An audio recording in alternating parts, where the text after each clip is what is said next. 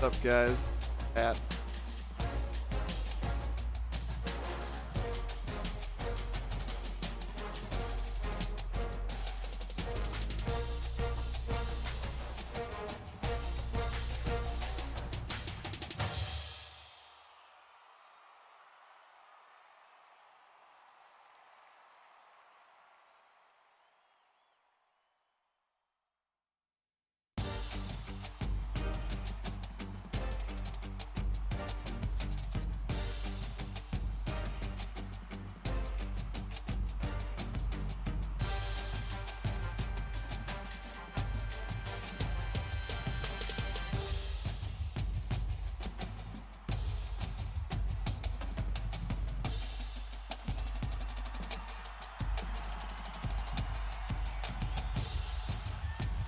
Mic work?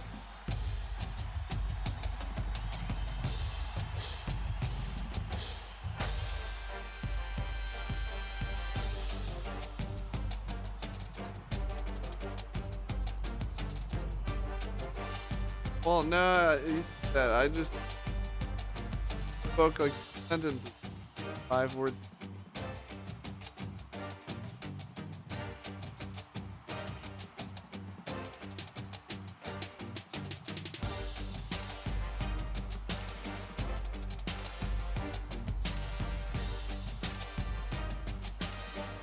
Plugging it back.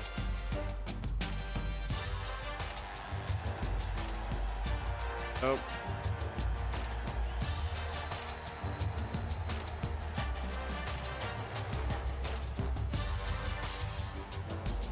Yeah, you go add some people, I'll figure thing out.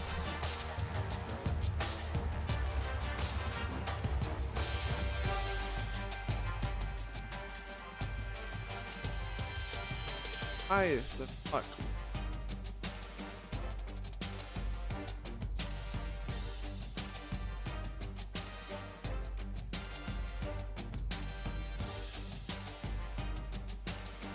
So weird.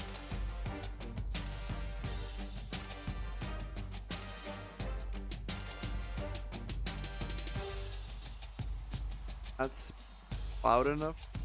Up that.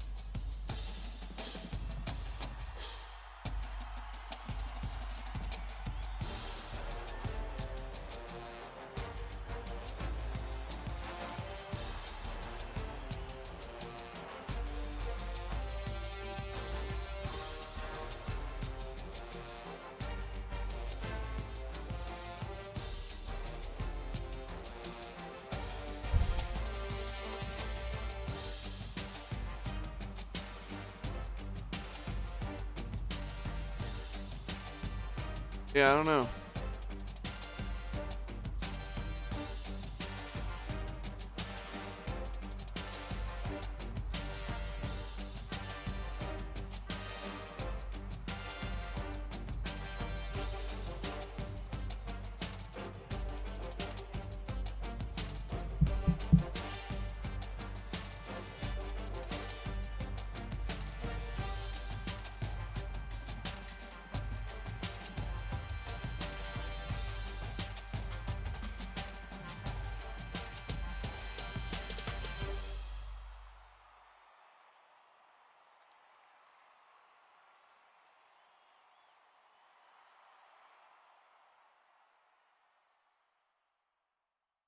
Oh no, I have to speak. I have to speak loud. Delay. Issue.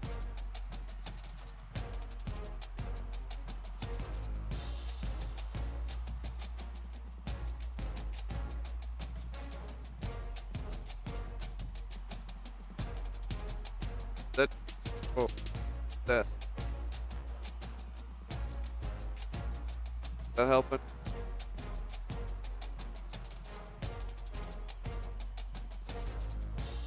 Now that made.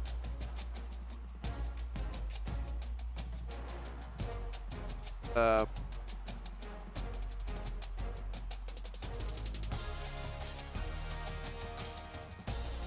All right, we're just taking off the.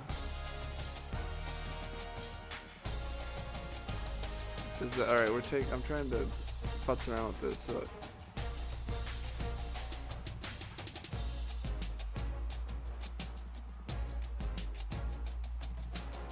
I think this maybe helped. I think I fixed it. Let me just talk for 10 seconds. Tell me if you can hear the complete sentences that I'm saying right now.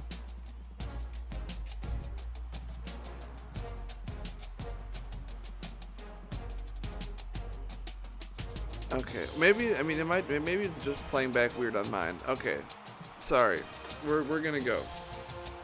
I don't know, I wanted to not sound super choppy. Whenever I'm watching from like the dashboard, it was sounding weird, so I didn't want it to. Okay, anyway, we're good. So, alright. Do we want me, alright, as far as order of events, do you guys want me to just advance right now and then do the preview stuff afterwards? Or do you want me to go through all this stuff? I have a little list of things. I was going to go through some rosters, gonna check some of the ESPN stuff. I don't think I can look at like preseason All-Americans and stuff after week 1, so maybe we should do that first. Well, I was planning on going through everybody's team on here and just doing a quick roster. Yeah, so let's just do it. I'm gonna go down from the top. So we are gonna start with the 17th ranked UCLA Bruins, and what we can do since we're on his account is go take a look at the coach contract and just see how the Bruins have been faring here the last few seasons. And wow, look at that, 8-6. So he was hired in the summer of 2018, I guess. And after a few mediocre years, he immediately ripped off. What a stretch there of 1, 2, 3, 4, 5, 6, 7 Pac-12 championships in 8 years, and 6 Rose Bowls in 8 years. And 7 10-win seasons in 8 years, which is quite the stretch of dominance in a conference. It looks like maybe here, after he signed a big 6-year extension and maybe got a little complacent, or maybe the team got a little complacent going 8-6 last season after starting in the top 5 in the preseason. But he's still been the class of the conference. It seems like their ceiling has been, 12 wins, 13 wins in a Rose Bowl, and they haven't quite been able to. They've had a couple of years where they were right there before an untimely loss in the second half of the season knocked them out of title contention. And so let's go take a quick look at this roster and see what we're looking at for the 2031. Whatever season. Alright, at quarterback they have redshirt senior Josh Fowler, who with 93 speed, 88 acceleration, 88 agility, and some scrambling tendencies. Let's see what he's been up to. Last season, so that's actually interesting. He only spot work in 2026 and 2028, but in 2027 he had the starting job, it looks like. Threw 30 touchdowns and only 2 interceptions. And in his duty last year, he had 10 touchdowns, 3 picks with a 75% completion percentage. I'd love to hear, I don't know if Coach Tyler is in the chat here. I'd love to hear what happened to Fowler last season, why he didn't have the starting job. I mean, look at that 2027 year. I mean, not a ton of passing yards, not much attempt. Maybe he got hurt, but he also ran for 1,000 yards on 6 yards a carry. He seems like quite the dual threat quarterback. Let's go check some throw power here.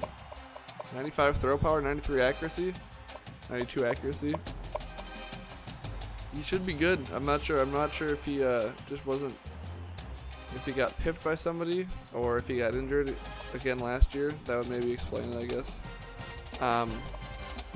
One N with no H. Not a fan of spelling John without an H. At running back, they have a power back, Isaac Robinson.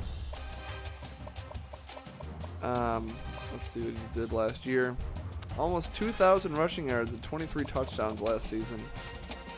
360 yards after the first hit. Only 4 carries for more than 20 yards. That's a very power back-esque stat.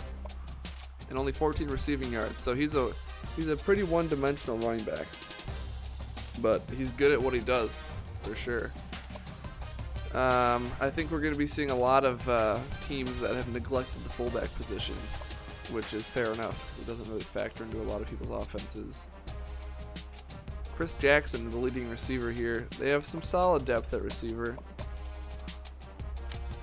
I have a feeling they had some senior-heavy receiving corps last season because Chris Jackson, their leading returning receiver, ahead with under 40 catches. None of these guys got a ton of action, but 94 speed, 99 acceleration, 96 catching. This guy's a stud. Then we got Eric Martin, a good blocking tight end as well. Let's see the line here. 89 overall, 84, 90 at center, 85 at right guard, 91 at right tackle. So that's a good line. It's not elite, I would say, though. You know, the guard spots look a little weak.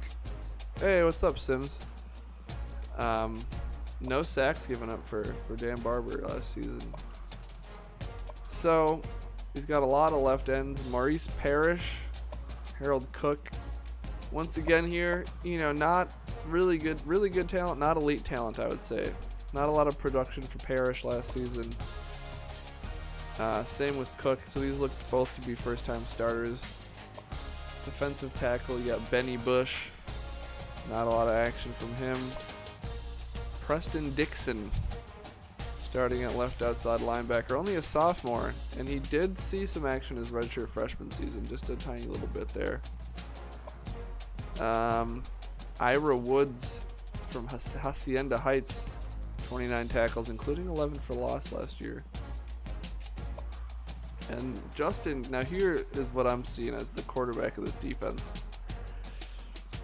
Even him didn't get a lot of, only 4.5 career sacks, you know, only 48 career tackles.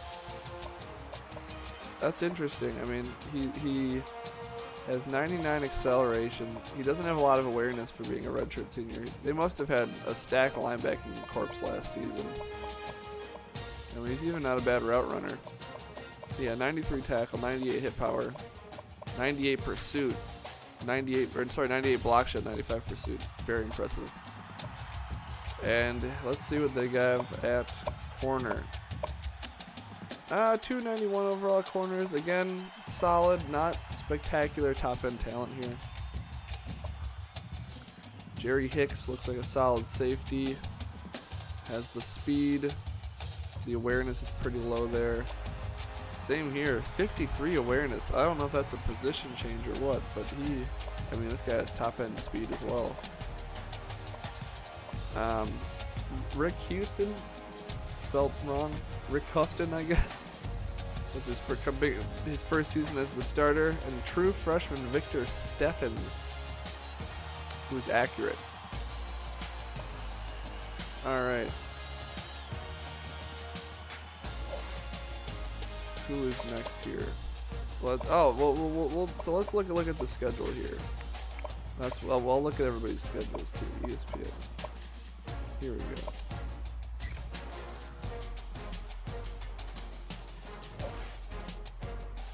Let's see who they have in the non-conference. They have a home game against Pittsburgh. Shouldn't be a problem. Yeah. A big matchup against number 4 Minnesota. A rematch from last season. Minnesota won this game last season. On the road against his former school, and at home against Oregon to start the conference slate. So that's a tough 3-week stretch there. But they have Air Force in Arkansas. Nothing too scary there. The whole second half of the season is a pretty manageable schedule there.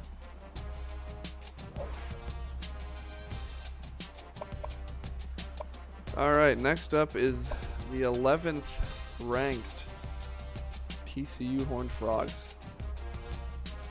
Atkins leading the aggressive defense into 2029. That's what year it is. It's 2029. Let's go check out some roster.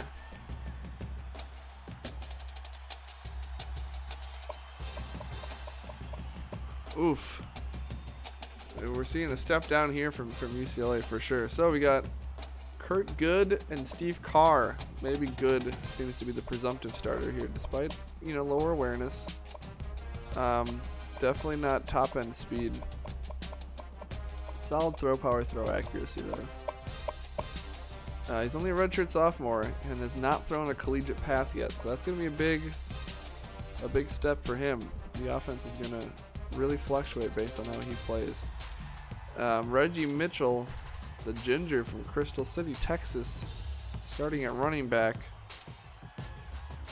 And he looks to be pure speed. I mean, not a bad broken tackle rating. He only had spot duty the last couple years, though he did average 6.8 a carry. I mean, he's had 29 career carries, yet to find the end zone. No career receptions. If you're a speed back, you kind of want to see some receiving stats.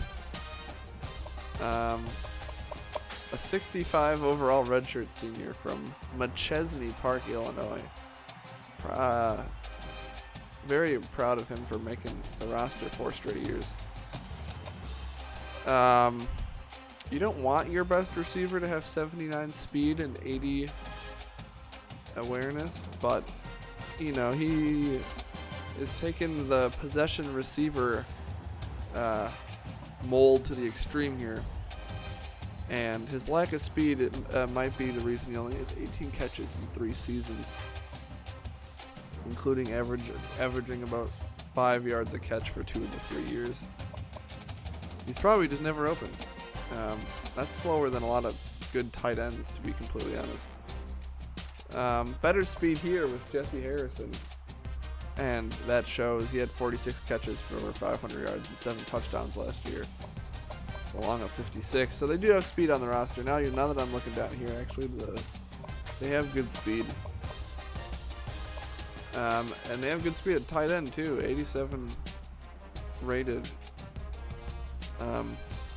Looks like I can't tell, maybe that's starting for level production for a team that doesn't throw to their tight end at all, but let's check the line. We got Corey Jacques at left tackle, David Young at left guard, Dwayne "The Rock" Johnson at center, Chris Rogers, and Jared Dean from Rio Grande City. You know, solid. He's solid, not a lot of depth in case somebody gets hurt. But, you know, for TCU's talent level across the board, that's about what you expect. Not a lot of top end talent at left end either, or speed. 81 overall at left and right end. I mean, the trend I'm seeing here is it's a lot of here. I mean, it's 25 tackles, including 16 for loss. That's a solid amount of play time, but you'll see a lot of redshirt seniors that even if they have the highest ratings on the team, they just don't see action if they're not the true starter. You know, even that 99 overall linebacker on UCLA, I mean, he obviously has the rating to make an impact, but he just must not be seeing the field. You know, this guy has double-digit tackles for loss in every season he's played, which is impressive. They have some good speed with Reggie McNamara here. I don't know. I keep gravitating towards speed, which maybe isn't as important in this simulation league, but it's always one of the first things I look for. That's a very promising looking middle linebacking core there. Looks like they've been able to recruit well with 4 talented players. Steve Atkins is the star player on this defense. 30 tackles last season, had a pick, had 4.5 sacks. Not too shabby. Corner looks like it's going to be a problem. Only 1 player over 80 overall. Yeah, not ideal for sure. Kareem Jones is going to have to be following number 1s across the field most likely. Because I'm not sure any of these other guys are going to be able to cover anybody. Alan Roach looks like he's the equipment manager, to be quite honest. Let's see what we're looking at here with some of these man and zone coverage ratings. Honestly, for 78 overalls, those are pretty good man zone coverage ratings. I'm quite impressed by that. And not bad. I mean, maybe I just overestimated the overall rating here. I guess the awareness is super low, but that's not, those are solid. It all depends how much the awareness comes into play. They have good individual stats, but they have the total package. And then we got Casey Roden and Justin Ford is the other star player. He had 2 picks last year, 5 deflections, forced a fumble, recovered one. Not too bad. We've seen a lot of Texas on this roster. Eric Carter taking a red shirt on his junior season. You don't see that very often. They got a junior kicker, Reggie Davis, who has a penchant for kicking exactly 18 field goals a year. And last year he just made a few less than he did in his first season. But he even missed an extra point. Just pissed. But he did. You can see that he got a little stronger because he started kicking touchbacks in year 2. And then we got Daniel Archie, who averages an astonishing 36 yards a punt. I have a feeling that most of those punts downed inside the 20 were kicked from about the 40. And it's just because he couldn't get his leg all the way to the end zone. Well, now that I said that he does have 12 touchbacks. Alright, let's go take a quick peek at TCU's schedule. I know they play Florida. There was much consternation about if and when they played Florida. They wanted Florida, which is not always wise, especially when you have the roster that TCU does. But I definitely respect the chutzpah needed there. Let's go take a look at where am I looking. TCU. I mean, they beat Oklahoma last season, but that game against #1 Florida is going to be a tough test in their first game. They got 7th ranked Memphis. They've got a road game against Oklahoma State. And they got Iowa in their 3rd non-conference game, who can be tricky. They've been down recently, but they can be tricky. So they've got some really tough top end games, but they're in a bit of a weaker conference, which helps the overall for them. We have number 4 ranked Minnesota. Minnesota failed at their repeat bid for back-to-back national titles last season, making it all the way to the championship game before falling to Florida.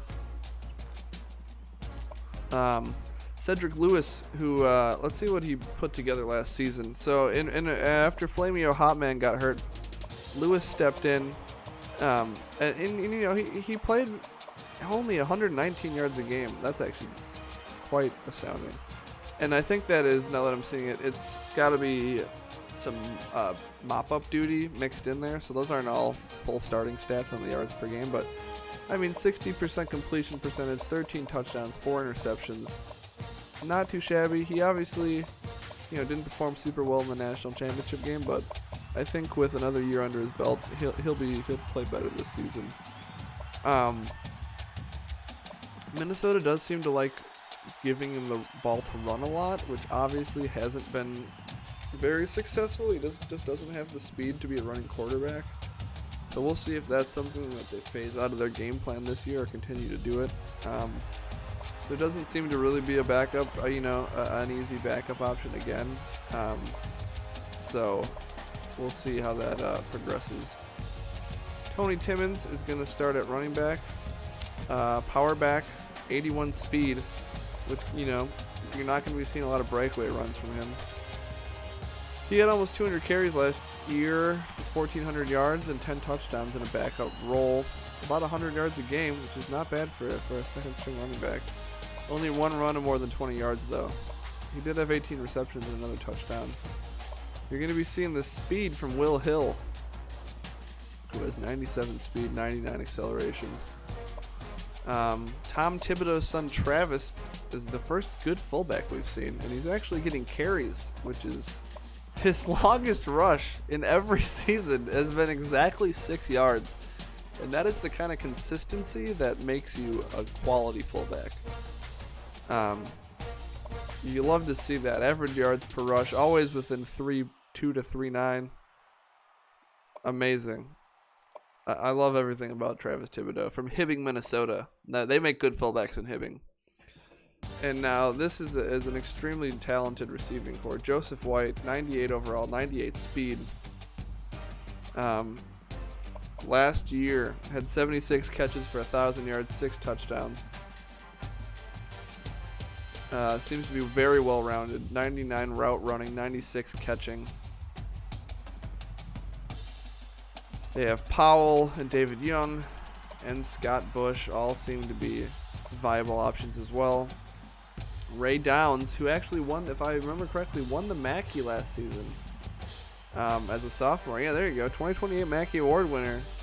I think we did kind of agree that was a bit of a robbery over the Texas tight end who had more yards, more receptions, but just less touchdowns. But, you know, they gave it to Ray Downs. He's 6'4", 258. Good frame. It's going to be interesting to see what we see from him. Now we look at the line here. We have All-American David Burns. We have another All-American, Wayne Calhoun, named after, that's his last name. They didn't name his last name, but Lake Calhoun, a famous lake here in the Minneapolis area. Maybe his family owns the lake. Who knows? Adam Guerrero, Anthony Rogers, and Billy Harrison. So that is 5 straight All-Americans on the offensive line there. Best O-line we've seen so far. We haven't seen Florida yet, so we'll see. But that, I mean, that's a heck of an offensive line, and that might make up for, you know, weakness at running back or weakness at quarterback for sure. Take a look at left end. We got another All-American, Eric Booker. 21 tackles last year, only half a sack. And at right end, we got Ryan Richards, who won the 2028 Lombardi Award with only 20 tackles. 18 were for loss, and he did have 38 assisted tackles, so those count. But 6.5 sacks, forced a fumble. Once again, those are pretty low stats for a Lombardi Award-winning player, but he's back for his senior season. And then we've got Justin Potts, 99 overall. Another guy that makes most of his tackles behind the line of scrimmage. We got John Hall. We got Joe Robinson from Winchester, Nevada. And we got James Williams from Newport, Rhode Island, who had a 3rd round grade on him in the offseason, but decided to come back to chase that 2nd title. We got a solid cornerback group with good speed and good awareness here from Anthony Hurd. Didn't seem to get a lot of action the last couple of years. Brandon had 14 tackles for Morrow, but we've got Ralph Anderson from Iowa, and we got Eric Henry from Ukiapa, California. Trent Jones, senior kicker, 74% for his career, had his best season last season. Should be reliable. We have redshirt sophomore Austin Carroll at punter, who has not attempted a punt yet in his career. Let's go check the schedule here for these Gophers.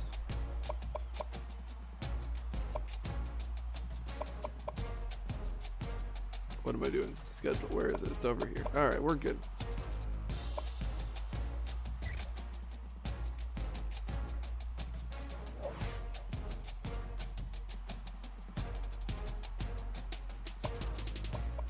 So the Gophers start with a home game against Virginia Tech, where they should be heavily favored. A road game against 17th ranked UCLA, which should be a good one.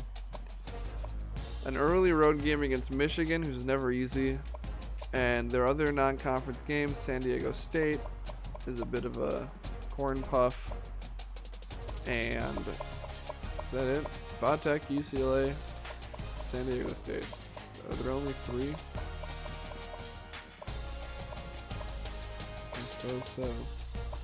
So not the toughest schedule, to be honest. Michigan is one of the only tough teams in the conference. They have them on the road, but definitely manageable for the talent they have. And next, we're looking at your own Colorado Buffaloes, and we will do the Week 1 preview during this as well. Let's go look at that roster.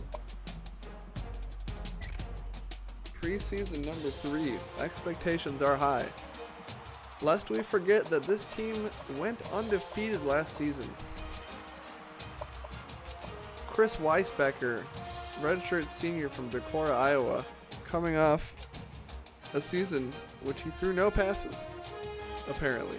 Redshirt senior has not thrown a pass in his career. Fairly rare there. Wow, so they are losing every single passing attempt from last season. John Paul Griffin is a great name. Let's check in at running back. Andrew Mitchell, senior power back from Wyoming, who had a good, averaged 6 yards a carry the last 2 seasons, 19 career touchdowns, only one rush of more than 20 yards in his career. We're seeing a lot of power backs on these teams. Barry Stewart looks to be a capable backup, and now he's got a lot of action as well. Almost 3,000 career yards and 35 touchdowns. Maybe Mitchell's had trouble staying healthy because Stewart has much more production. Interesting move, redshirting their best fullback to let Thomas Jackson, who is a receiving fullback in name only, take the field. Yeah, you know. Wide receiver, they have 4 receivers who are quick off the line to start here. Brandon Williams from North Beach, Florida, coming off a 98 catch, 1,500 yard, 15 touchdown season, which he won the Bolitnikoff Award. He's back as a senior, looking to build on that. He has had an illustrious career, specifically last season.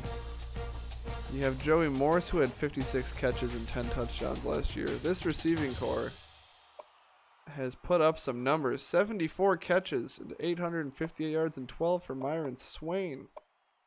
Everybody on this team produced at wideout.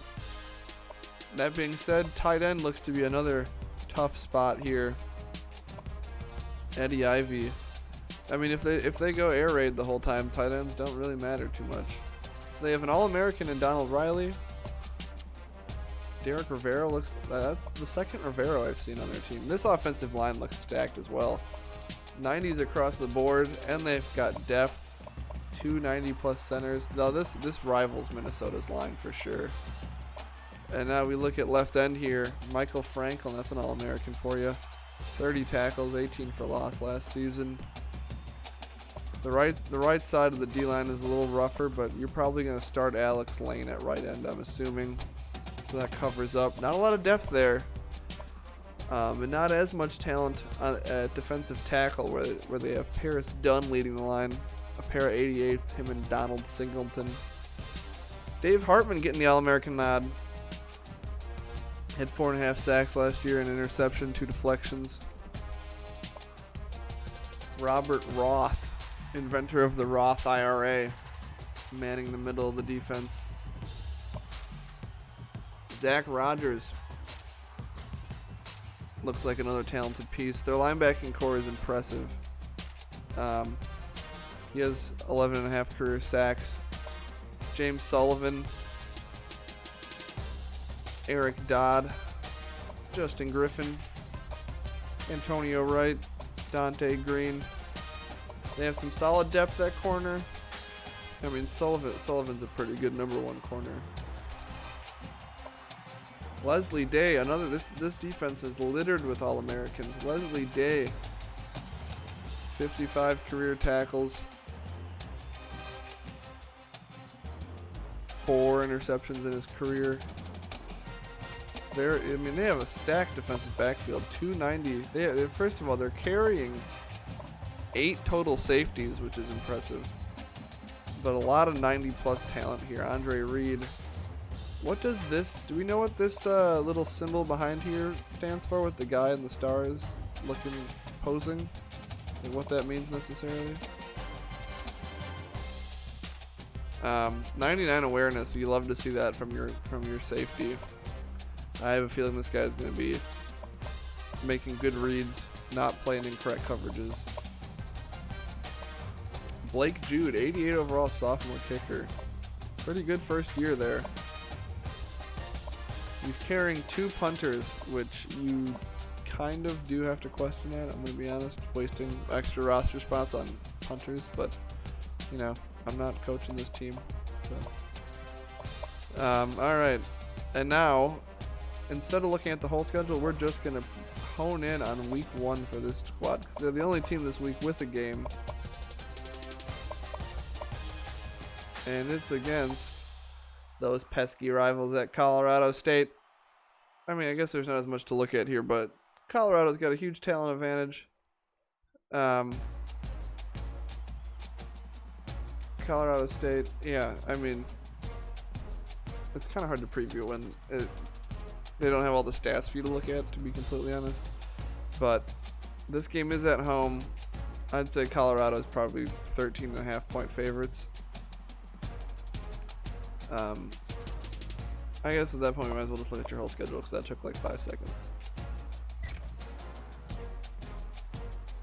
I feel you, Sims. That's tough. It's a tough break.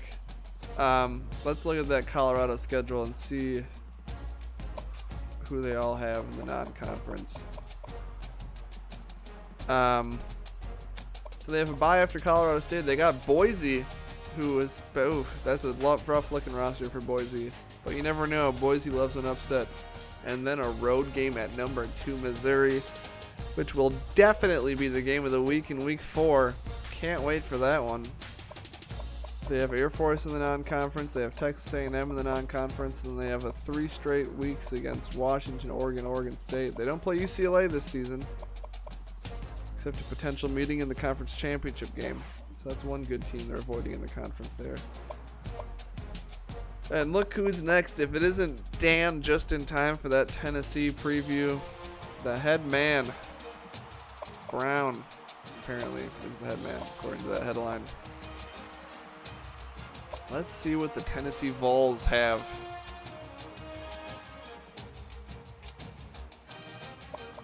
Here we go. Mike Bell. They only have 2 players over 90 in the roster. So, from Philippi, West Virginia, Darius Peterson, star player, and also that second icon. Does anybody know what the second icon means? I haven't figured it out. Last season, he threw for 2,300 yards, 22 touchdowns, 5 interceptions, under 200 yards a game. Only 22 attempts per game, so that makes you think run-heavy offense. But he's got solid awareness for a junior. That'll be 99 by his senior year, which is good. They've got some interesting-looking younger players here. Redshirting their junior, Steve Davis. Is he going to take over? Well, maybe just trying to fill a gap year after Peterson graduates there. Running back, they have a lot of them, but are any of them good is kind of the question here.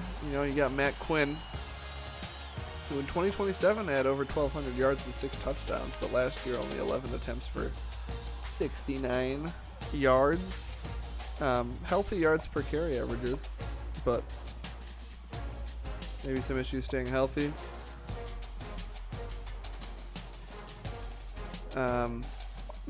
Mackey's a senior. He's probably had a pretty disappointing career. No stats accrued. Spurlock. This guy, Zach Greco. He's a junior though. He looked promising if he wasn't a junior. But maybe Taylor Newton here is the long play. Here's a good fullback. Fullback is their star player on your offense. That's where you want him to be. 8 rushing touchdowns and 800 yards. 2,200 career rushing yards for a fullback is as good as you're going to see. That's amazing. Then we have the most talented player ratings-wise on the team, or at least tied for it. Mike Bell. Doesn't have top-end speed, but he still managed 500 receiving yards last season. Possession receiver. So Sean Hodge is not excited after a 25-catch, 311-yard, 4-touchdown season to lose his spot to incoming freshman from South Salt Lake, Utah. How is Salt Lake big enough to have a south part of it come out? I've been to that city. It's not that big. Anyway, he's 6'5", 237. Taller than Sean, weighs less than Sean. He's faster than Sean. He has a better break tackle than Sean. He's just better than Sean. So it's not easy when a higher rated recruit comes in as a freshman.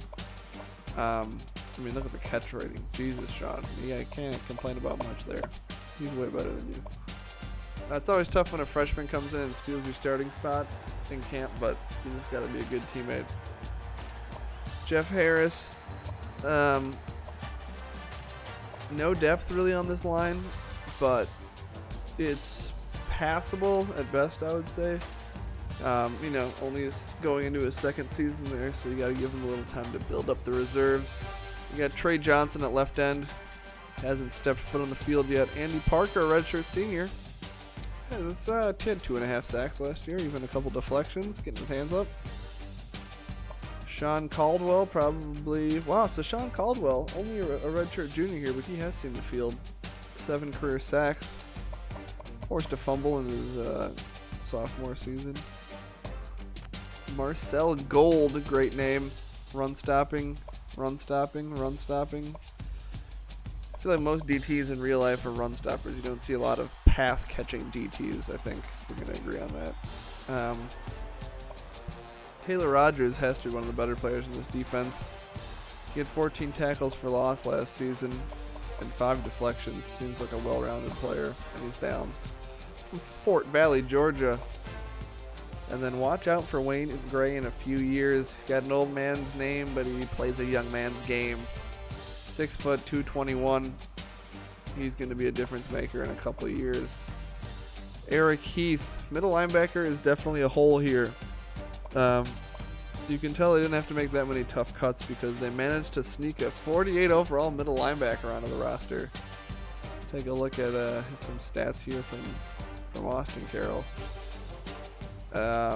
56 tackle, 54 player recognition. Is that what? Oh, sorry, wrong tab there. What was the left? Oh no, never mind. I thought we had a different Carroll on the team. I thought maybe this was a favor to the better brother or something. That's not the case. Nate Johnson. We have 2 identical right ends.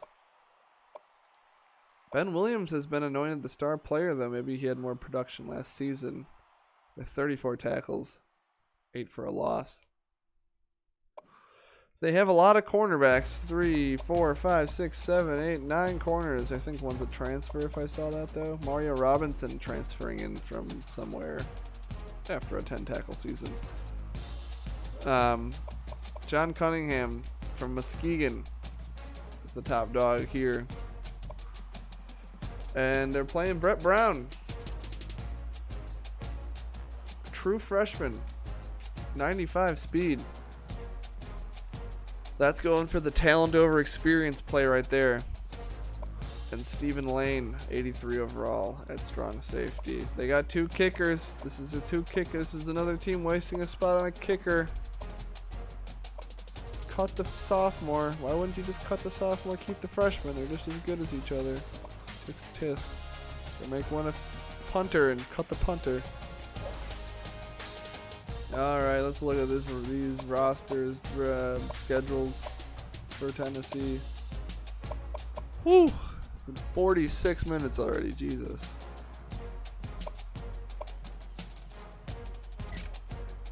Okay, we're looking at the Tennessee schedule here. Who do they have in the non-conference? Week 1 bye, they got Purdue. First game after that is against number 1 Florida. Game after that against number 7 Memphis. Game after that on the road at 12th ranked Georgia. On the road at 5th ranked Auburn. Home against South Carolina. On the road against 10th ranked Alabama. That is a murderer's row against top ranked opponents. Many of which are on the road. 4 out of the 5 are on the road. Now that is a tough schedule. You better hope they get that season started with 2 wins. They have some tough matchups early on. That'll be a good test for a young team. Okay, who's next? We got the Memphis Tigers. Alright, we got, there's so many teams left. Fuck's sake. Okay, the Memphis Tigers. Let's take a look.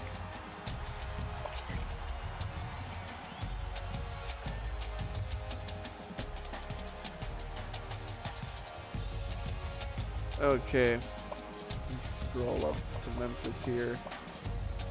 This team is talented. This team is more talented than some of these. Oof. Oh, man. Well, this team is talented, but they do not have a quarterback. They're redshirting their best quarterback. And I assume they will be playing, and they're redshirting Daniel Thomas as well. So Zach Hartman has been given star player status after going 8 for 14 last season. But it seems to me like Kevin Edwards, playing in his first career games, will be getting the start for this team. It's risky. 81-82. This is going to be rough, I think. I think Kevin Edwards, despite having a talented surrounding cast, is going to be in rough shape. They have a redshirt senior at running back, which is good because he's going to have to carry the load. Even he only had 77 yards last year. We have another star fullback who had 1 yard on 2 attempts. 99 speed. Is that John Ross's white cousin, Andy Ross? How are you only averaging 12 yards and 18 yards a catch with 99 speed? This guy would be a beast if we played the games. Sadly, we don't. Chris Nelson, though, 1 catch for 31. It seems to me like Memphis has decided this is a reloading year, the way they're redshirting some of those quarterbacks. Looks like they lost a lot at skill positions last year. They have a good young tight end, Jason Morris, who had 3 catches for 74 yards last season, and a couple of less talented freshmen. Let's see the line here. 85 at left tackle, a stud left guard in Brian Ralph, and an even studsier, more studdy, Bob Pearson at center. Bob Pearson from Roma, Texas. Now that's a man's man. Tim Galloway, right guard, seems to be a weak spot, and the right side of the line. Coaches, if you're scouting this, you're going to want to attack the right side of that Memphis line. Austin Powers here at left end. Joseph Jackson at right end, who had a down year in 2028. John Peterson with the goatee, 12 career tackles. Jarrell Murphy and Dave Witherspoon could maybe combine to be a solid left outside linebacking core. Alan Preston at middle linebacker. Forced 6 deflections last year. He's a coverage linebacker, which is good to have. Usually those guys are a little faster. Colin Jones at right outside linebacker. So this team has some pretty glaring holes, and it has some positions that have top level talent. Look at Jim Thompson. This guy has All-American written all over him for this season. Only 2 picks last year, but I feel like he's due for a breakout season. Then we get Anthony Tremblay. Tremblay is one of this game's favorite last names. There are so many Tremblays in this game. It is outrageous. There's at least a couple in every recruiting class. And I don't think it's that common of a name in real life. It's not like Smith or Brown. So many Tremblays. Matt Arnold has been designated preseason All-American, despite not producing a ton last year. And then Damian White, who has been incredibly accurate in his career. 13 of 14. He's only missed 3 field goals in 2 seasons. Very impressive. Long of 51. John Harwell has not punted yet. I think we've seen most of Memphis' schedule from other teams' schedules because they popped up a couple times now. We'll take a quick look though. Just a quickie lookie.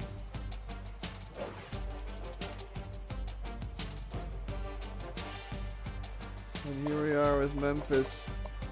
2 byes the first 3 weeks, sandwiched in between the home game against North Carolina, Texas, Tennessee, on the road at TCU. That might be week 6 game of the week if those 2 teams start hot. Michigan State. Oklahoma SMU, who has fallen very far from their title-winning days under Florida's current head coach. So this is their first season in the Big 12, if I am correct. So that'll be very interesting. You know, the Big 12 definitely got a slight boost there, adding a quality team like Memphis. It's the Missouri Tigers. It's the Missouri Tigers. They have championship ambitions. They're starting number 2 in the polls. They haven't won one yet. They haven't gotten to one yet. Last year they were undefeated going into the conference championship game before being knocked off by eventual champions Florida. They're right there on the cusp. They're one of those teams that they could break through, or they might be an afterthought and be one of those teams that, like the Utah Jazz, where they were an awesome team, but they were just second fiddle to an even awesomer team. We have Mike Little. You may remember him from his Sugar Bowl roller coaster performance that included getting injured, coming back, throwing 2 picks, but then settling down and winning the game. You might also remember him for throwing 5,000 yards, 49 touchdowns, and 19 interceptions last year in his Heisman campaign. Also running for 770 yards and 12 touchdowns. He is Brett Favre personified. He throws touchdowns, he throws picks, he doesn't give a shit. He does it all. Andrew Dunn, who went 51 of 63 last year, including winning player of the game in the Sugar Bowl, despite only playing a quarter and a half. So this team knows they are in capable hands if their quarterback goes down. Justin Blair from Waianae, Hawaii. He's the total package. Didn't have lots to do with their air raid offense. But look at those statistics. 99 elusiveness, 99 speed, 99 acceleration, 99 spin, 99 juke, 40 impact blocking. Let's see what he did through the air last season. He must have. Look at that. 50 catches at the running back position is very impressive. Trey Jones. Fullback. Chaz. Great name. That's all we need to talk about there. And look at this receiving core. If you want to throw the ball a ton, you need good receivers, and they have them. 110 catches for 1,300 yards and 15 touchdowns. Bolitnikoff worthy for sure. He locked closely to Colorado's receiver. All-American worthy for sure as well. Donnie the Torch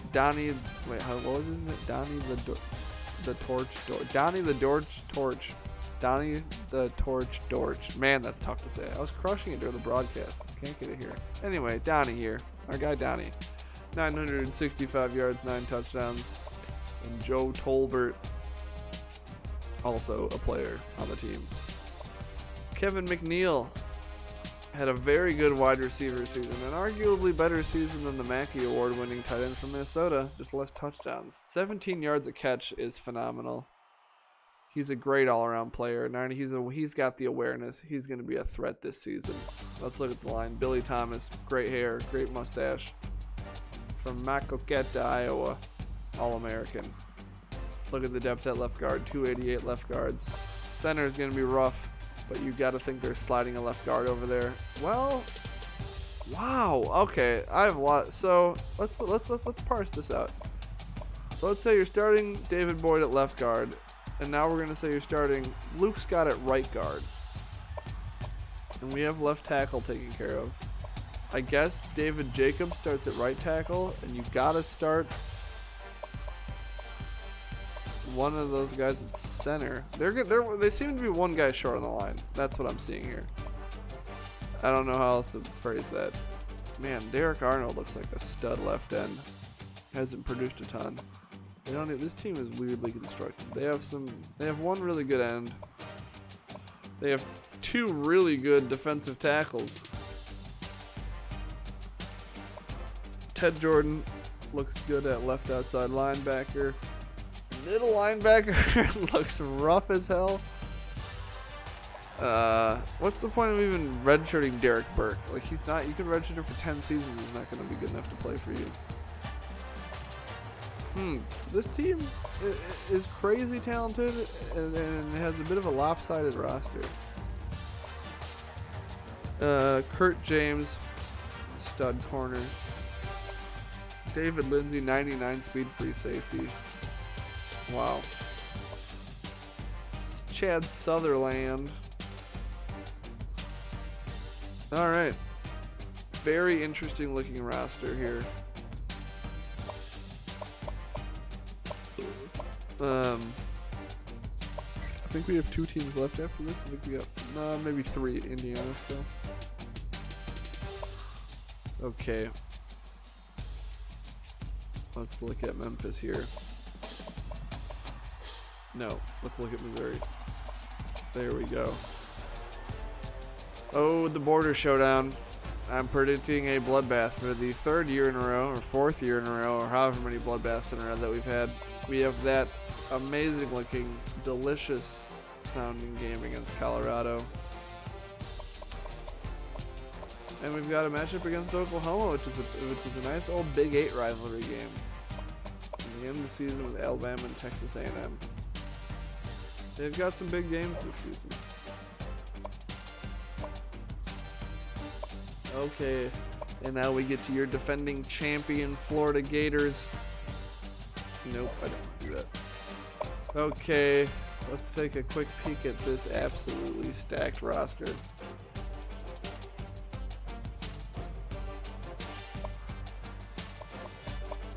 There we go. Wow, look at that. You're good to the bottom of the screen. Everybody's 97 still. So they lost Rima Doty, and they have a pure pocket passer in Justin Smith, who's been good in spot duty, but it's time for him to step up to the big stage. They got Joel Rogers on the bench with some speed if they need him. Jay Gray, what a name. 93 attempts for 640 yards, almost 7 yards a carry 2 years in a row. Look at that depth. 99, 96, 90, 90, 84. Same at receiver. Daniel Fairweirda. And Marcus London. And Eddie Quinn. 1 catch for 9 yards. And Paul Hall. Why does everybody's name on this team rhyme? Khalif Peterson, great name. Not a ton of production. They have 5 tight ends. Left tackle Mike Barnett. Let's see the line. 90, 92 All-American, 97 All-American, 94 right guard, 89 right tackle. Slightly less talented than a few of the lines we've seen, but very, very good nonetheless. Definitely not a weak point. Brad McNeil, 97.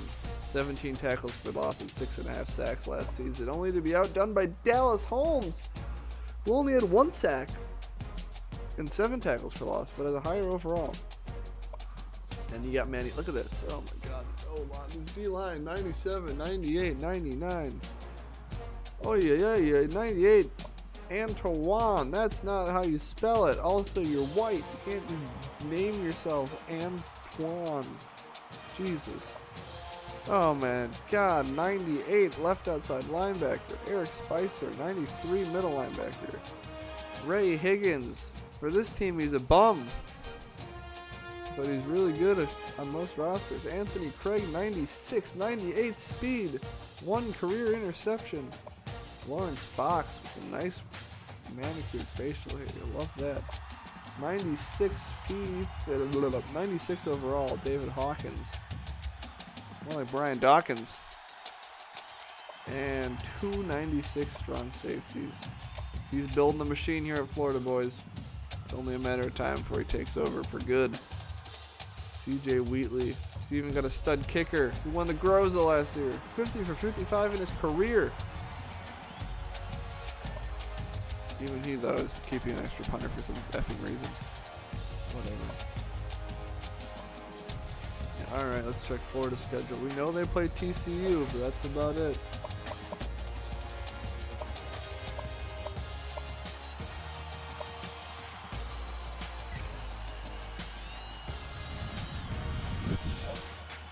Sorry. Need a cup of coffee.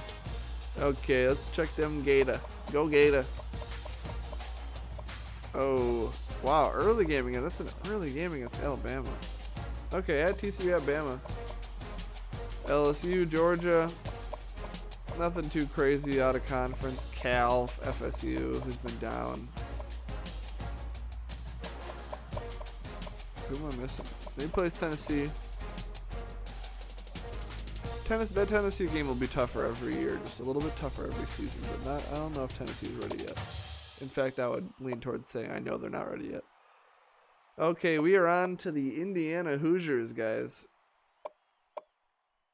Should we start off by going and looking at the coach job security chart? Might be the most pertinent thing to start with for this team.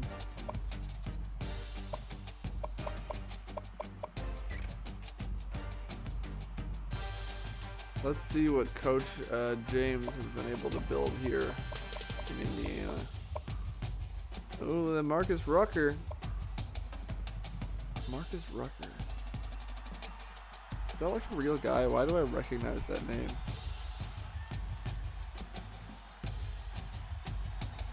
Somebody tell me who Marcus Rucker is and why it sounds like I know who he is. I'm not thinking of Rucker Park. Anyway, Marcus Rucker, redshirt junior, 94 overall. Only played in spot duty last year, 6 touchdowns, 3 picks. They have an All-American, or at least maybe a conference All-American, from Hot Springs Village, Arkansas. Heck of a... I've never seen Village abbreviated VLG. But they got speed in Joe Ward, who seems to have been the primary back maybe last year with 975 yards and 9 touchdowns. Or at least he got... No, I'm sorry. That would be Craig Campbell, who had 1,500 yards. They're a good 1-2 punch, though. Thunder and lightning. 4 receivers over 85 overall. Nothing to sniff at. Nothing to sneeze at? I don't think they say nothing to sniff at. Tight end, let's see the line. 91 is good. 83, but he's only a redshirt freshman. He will be good. David Cummings. An 85 redshirt freshman. And not much at right tackle. So they have a couple of good... Car alarm just went off. They have some good young players, but they are young. Look at the places that these guys are from. This guy's from Ox Hill Glass Manor? What? That's a real life place? That's not like next to the Shire in Middle Earth, you're telling me?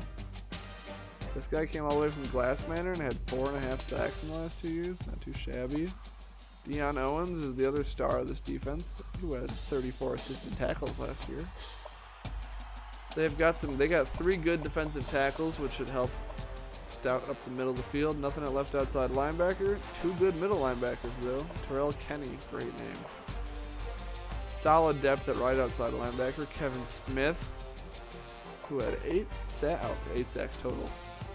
Not bad. 3 fast corners.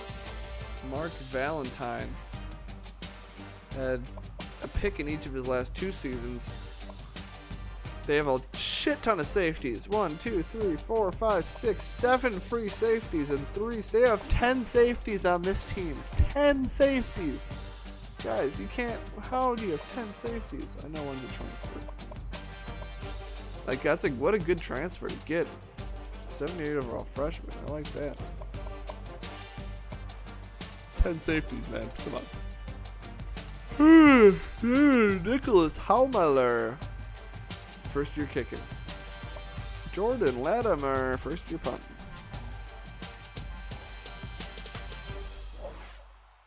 Okay, let's go. Where's the roster at? Where's the schedule at? That's where we're going. Scores and sketch. Yeah, we're here. We're close. It's been a marathon, hour 6. This has been longer than I thought it would be. I'm going to be completely honest here. Indiana, I think we just have Kansas after this. Utah, Colorado State, Kansas. This will be an interesting test to see which. I would think this could be a Dan broadcast. An interesting test to see which spot these 2 programs were at. 14th ranked Cincy is the class of the conference, and Navy with the triple option, always tricky. But yeah, I would say the biggest game of the year is that Kansas game. Those are 2 programs that should be in a similar spot. Speaking of Kansas. It starts and ends with Matthew's legs here at Kansas. All right, last team, guys. Thank you for all 3 of you that made it through this hour-long preview. And let's cycle right up to the Jayhawks, or as Brando likes to call them, the Gayhawks. But I don't use that type of language. Nathan Clark from Ashwaubenon, Wisconsin. Quarterback factory up there in Ashwaubenon. He's got no speed, but the boy can sling the ball. And he did last season to the tune of about an even passing touchdown to interception ratio. Now that I'm looking at it. And, alright, so he's gotten the reps, which is good, right? He's gotten the reps, but he has not yet completed more than 50% of his passes. I would guess I mean, from 47 to 48.8, he'll be over 50 this season. But he did throw more picks on less attempts last year as well. I don't know. He doesn't have anything else. Maybe play Mitch McConnell's son at quarterback. That's an interesting one of a player who has a solid rating, you know, but has played pretty poorly. Mike Matthews. They're saying to me that this guy, he's only 7 yards away from 1,000 last season, 11 touchdowns. He didn't have one over 16 yards though, a rush, which is rough. 2 fullbacks. He's just redshirting Terrence Anderson. Just wait till he's back on the field next year. That'll be a big bonus for them. And he's also redshirting Will Inman, his most talented wideout, who last year had 45 catches for 664 yards and 5 touchdowns. I mean, that's similar to what UCLA is doing a bit. That's a bold move, losing that production for a redshirt year. You gotta hope Inman doesn't get pissed and try to transfer there. Sam Anderson hasn't done much, but he looks like he's got the acceleration and the speed to do something this season. A couple of 79 left tackles, a couple of 77 left guards, an 84 overall center. Another, wow. Alright, Kansas is going to suck this year. They're redshirting all their best players. I don't know why this was decided in year 4. You know, this seems like a year 1, year 2 move, but they must have decided that they're going to hit the reset switch this season and just try to not get fired this year, which I assume they won't, because they were good last year. They went to the conference championship game, correct? That's what's weird. They had a good year last year. Maybe try to build on that. Maybe they just looked at the roster and figured that this is that year to do that. They don't have a lot at the end spots here. I mean, it's fine. But they have even less at left outside linebacker. There again, Khalif Leak is the only middle linebacker who's going to suit up on game days.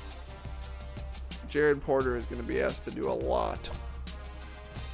Solid cornerbacks, solid top 2. Eric Smith, at least he's an upperclassman. Good strong safety in Jonathan Gordon. 17 assisted tackles last season. They have a kicker named Jamal. They have a punter named Ryan. It's all good. Alright. We are going to quickly do the schedule. We're going to quickly look at a few more things, and we're going to try to advance in like 3 minutes. Alright. For whatever reason, I thought this was going to take a half hour, and it has not.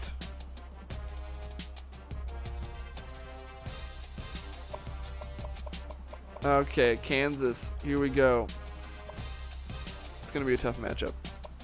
Indiana. Those first 2 games, 2 user games to start. They got a cupcake at South Alabama. And then they got a 3 and 4 ranked teams all on the road. So here are the 2 sections of the schedule that are going to be tough. Missouri, Indiana, and then this whole at Oklahoma State, at Memphis. Those are the 2 stretches. So let's take a quick peek at the preseason polls. Number 1 in the country, Florida, no surprise. Missouri, Colorado, Minnesota. All of those teams are A+s on offense and defense. Florida's the only one that gets the A+ special teams nod. Auburn, NC State. You got Memphis at 7. Shout out to Ball State for being A+ across the board. TCU at 11. UCLA at 17. And then a drop down to Indiana and Tennessee, sniffing the top 25 at 33 and 37. Kansas down at 52, whose best quality is special teams. Is that everyone? It must be. Nobody would be down here. So the lowest user team at 52.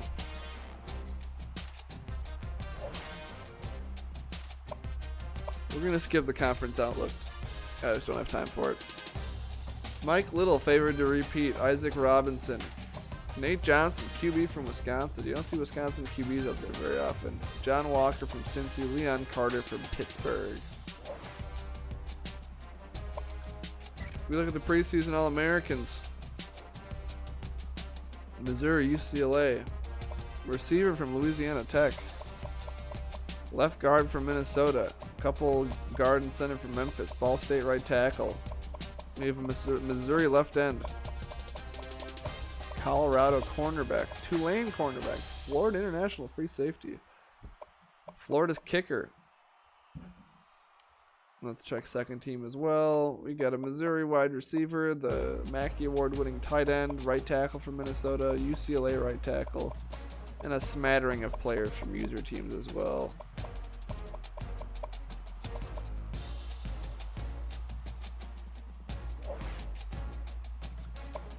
Let's just check toughest places to play real quick. I want to see if anybody's got some nice juicy winning streaks going on.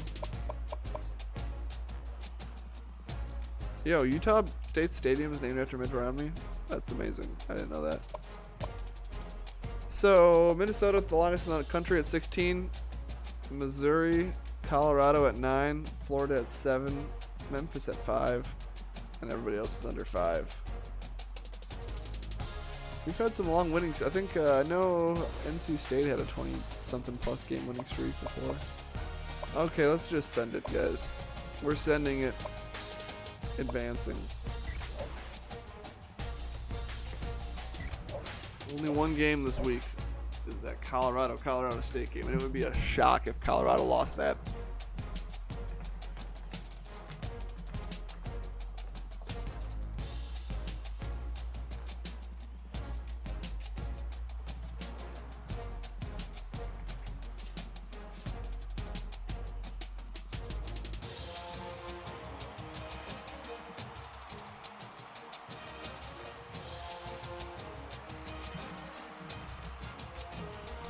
Like we had some insta commits.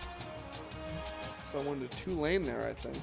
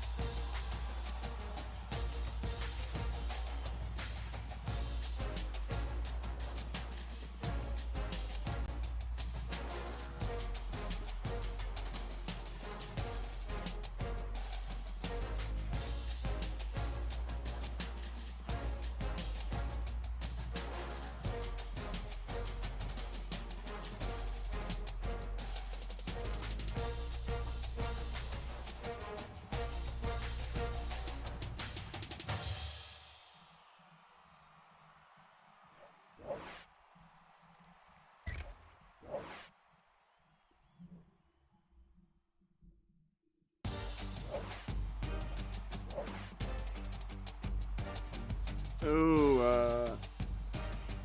UCLA already losing 2 recruits to Stanford on insta commit. It's a tough look.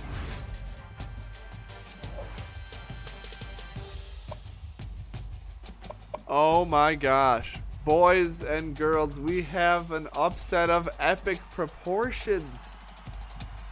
Colorado State upsets Colorado 34-31. There will be no undefeated season this year.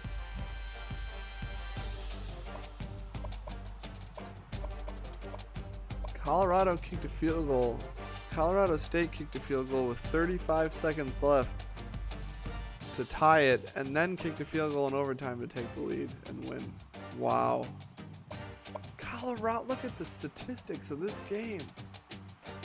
Colorado had 619 yards of total offense. Colorado State had 327.